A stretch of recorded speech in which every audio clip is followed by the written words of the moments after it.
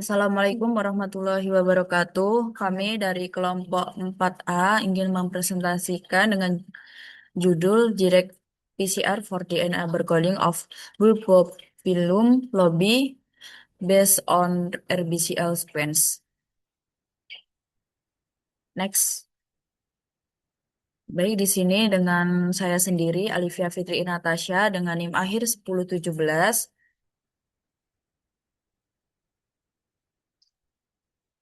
Dengan saya di Ningrum dengan NIM akhir 1018. Saya Lutfia Nabila dengan NIM akhir 1019. Saya Happy Putri Maharani dengan NIM akhir 1020. Saya Pepe Tarina dengan NIM akhir 1021. Baik, selanjutnya ada pemaparan materi yang akan disampaikan oleh rekan saya.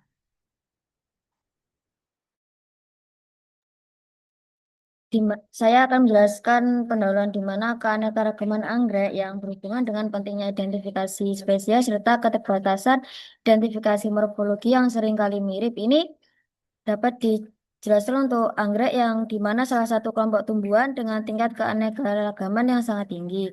Nah, salah satu sebagai genus terbesar adalah Bulbopilum yang memiliki banyak spesies dengan karakter morfologi yang seringkali mirip. Kondisi tersebut dapat menyebabkan kesulitan dalam identifikasi spesies yang secara akurat, sehingga diperlukan metode identifikasi yang lebih tepat dan dapat dipercaya untuk mendukung penelitian konservasi dan pemanfaat sumber daya genetik anggrek. Solusi untuk mengidentifikasi molekuler dari suatu spesies dapat menggunakan DNA barcoding dengan marker yang sering digunakan ada tiga, yaitu METKI, RBCL, dan ITS2. Di mana DNA barcoding merupakan teknik identifikasi molekuler yang memanfaatkan fragmen DNA tertentu sebagai penanda spesies. Menurut Consortium for the Barcode of Life, di mana gen METKI dan LBCL direkomendasikan sebagai barcode utama tumbuhan, sedangkan ITS itu digunakan sebagai penanda pendukung. Metode ini telah berhasil digunakan untuk identifikasi sebagai jenis anggrek, termasuk Bulbopilum dan dendrobium. Selanjutnya, tahapan dari identifikasi molekuler membutuhkan waktu yang lama serta metode isolasi DNA yang membutuhkan biaya yang lebih tinggi. Proses identifikasi molekuler yang meliputi isolasi DNA, amplifikasi menggunakan PCR, sequencing, dan analisis bioinformatika, di mana metode isolasi DNA yang sering digunakan adalah CTAP karena mampu menggunakan DNA dalam jumlah besar. Namun, dalam metode ini memerlukan waktu pengerjaan yang relatif lama. Penggunaan kit isolasi DNA dapat mempercepat proses, tetapi membutuhkan biaya yang lebih tinggi sehingga kurang efisien untuk jumlah sampel yang terbaik. Sampel yang banyak. Alternatif identifikasi tanpa menggunakan metode isolasi DNA digantikan dengan metode direct PCR yang lebih cepat dan ekonomis, di mana direct PCR merupakan metode amplifikasi DNA yang menggunakan liset jaringan sebagai template PCR tanpa melalui proses isolasi DNA secara konvensional, di mana metode ini dapat menghemat waktu, mengurangi biaya analisis, serta menyederhanakan tahapan kerja laboratorium. Beberapa penelitian sebelumnya telah berhasil menerapkan direct PCR pada berbagai organisme, namun penerapannya untuk DNA barcoding anggrek masih sangat terbatas. Selanjutnya akan dijelaskan oleh rekan saya. Baik, yang selanjutnya yaitu tujuan penelitian pada jurnal ini yaitu untuk menguji penerapan metode Direct PCR untuk identifikasi molekuler DNA barcoding anggrek Bulbopilum lobby menggunakan marker RBCL dengan melalui proses isolasi DNA konvensional. Untuk manfaatnya sendiri yaitu menyediakan metode Direct PCR sebagai alternatif DNA barcoding yang lebih cepat dan sederhana, namun tetap menghasilkan identifikasi spesies yang akurat serta dapat diterapkan pada banyak sampel dan berbagai jenis anggrek.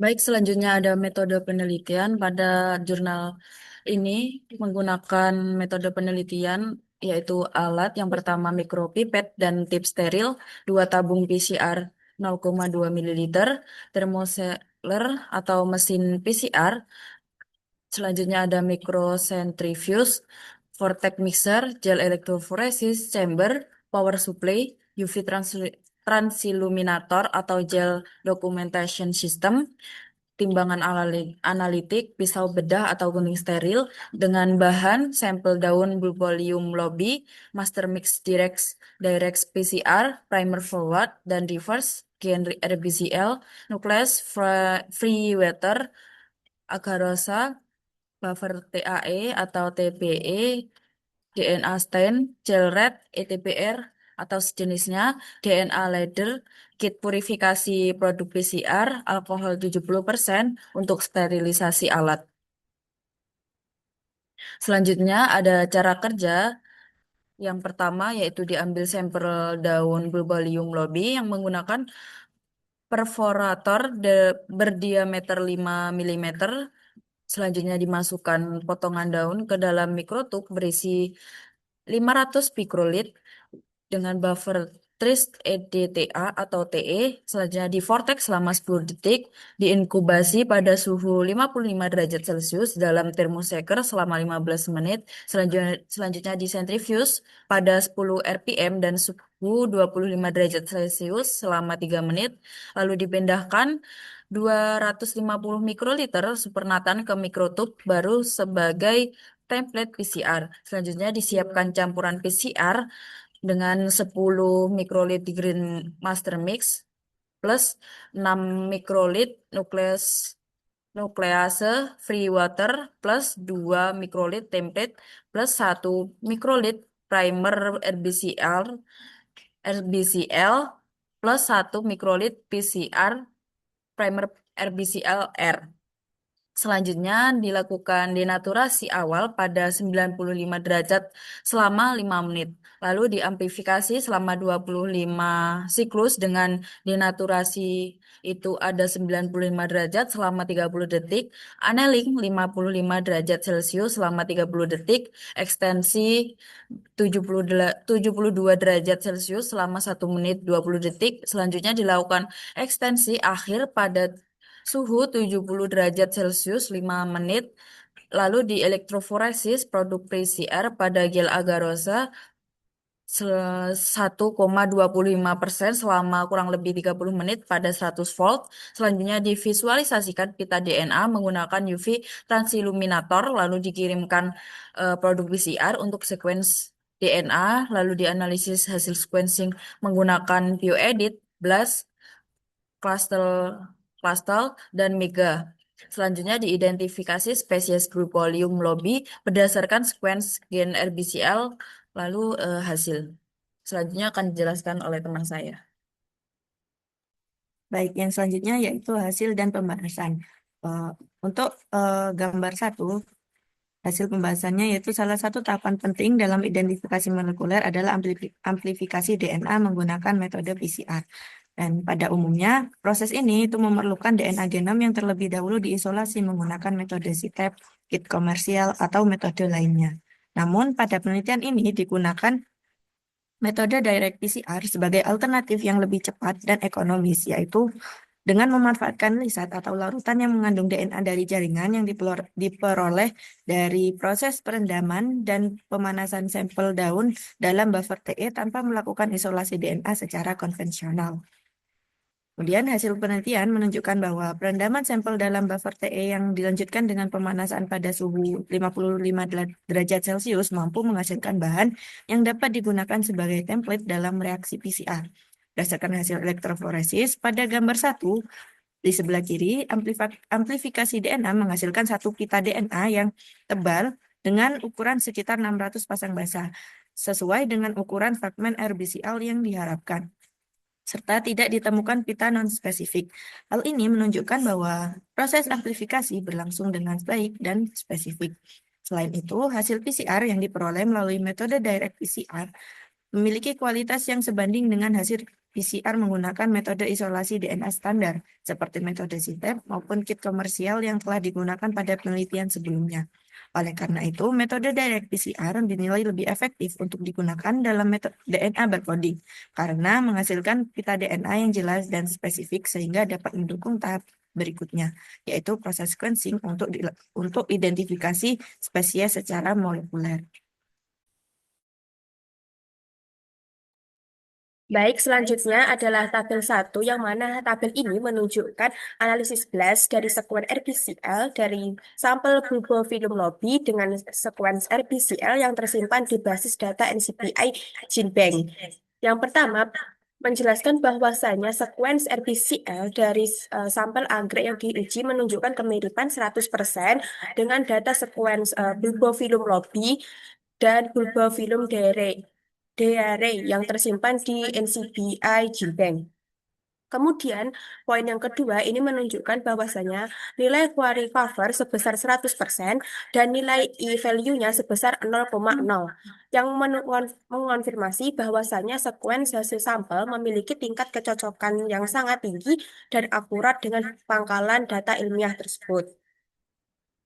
Lalu ada variasi nukleotida. Meskipun tingkat kemiripannya itu tinggi, namun masih ditemukan adanya variasi atau perbedaan susunan nukleotida pada posisi basa ke 380 dan ke 454 antar spesies yang dianalisis.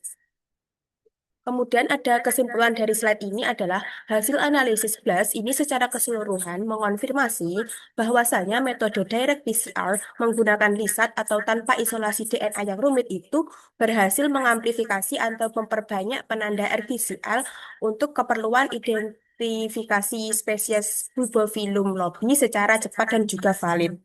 Next.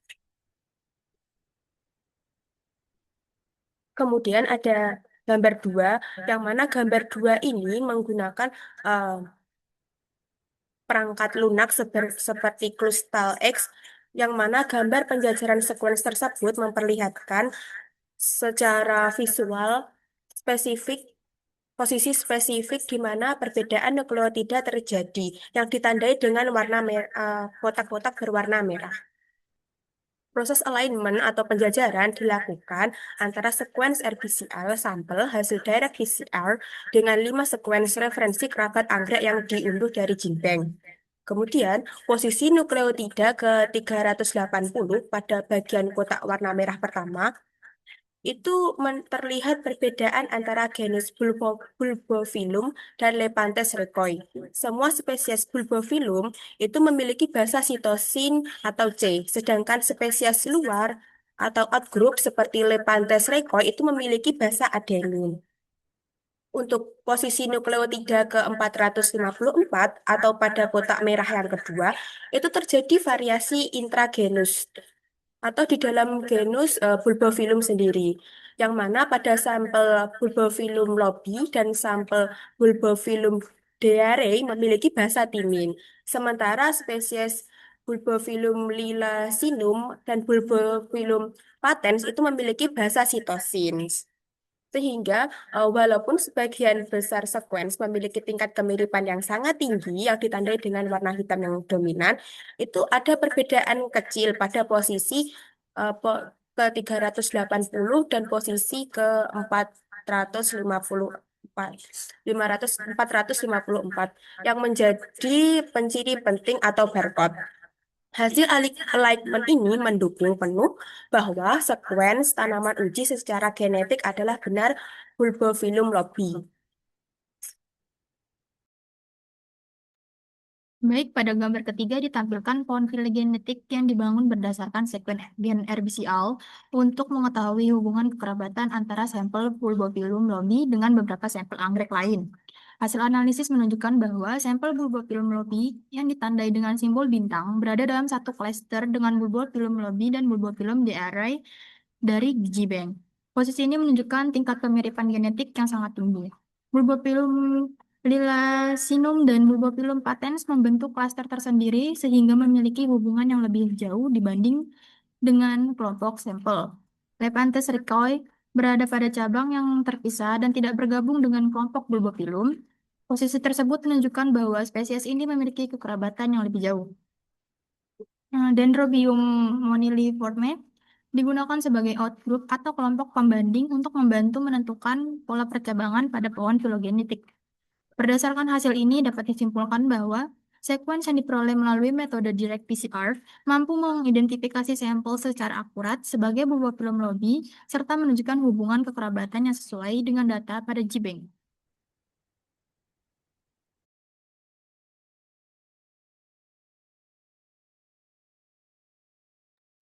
Selanjutnya ada kesimpulan dari jurnal ini menunjukkan bahwa metode direct PCR yang dikembangkan dalam penelitian ini menunjukkan bahwa potensi yang baik untuk digunakan dalam DNA barcoding tanpa memerlukan proses isolasi DNA. Dengan metode ini memiliki keunggulan berupa lebih hemat waktu dan biaya serta dapat diterapkan pada jumlah sampel yang besar. Oleh karena itu, direct PCR dapat menjadi metode alternatif yang andal untuk diidentifikasi molekuler dan DNA barcoding pada berbagai spesies anggrek. Berikut merupakan daftar pustaka yang kami gunakan. Baik, mungkin itu saja yang bisa kami sampaikan. Ada kurang lebihnya kami mohon maaf. Wassalamualaikum warahmatullahi wabarakatuh.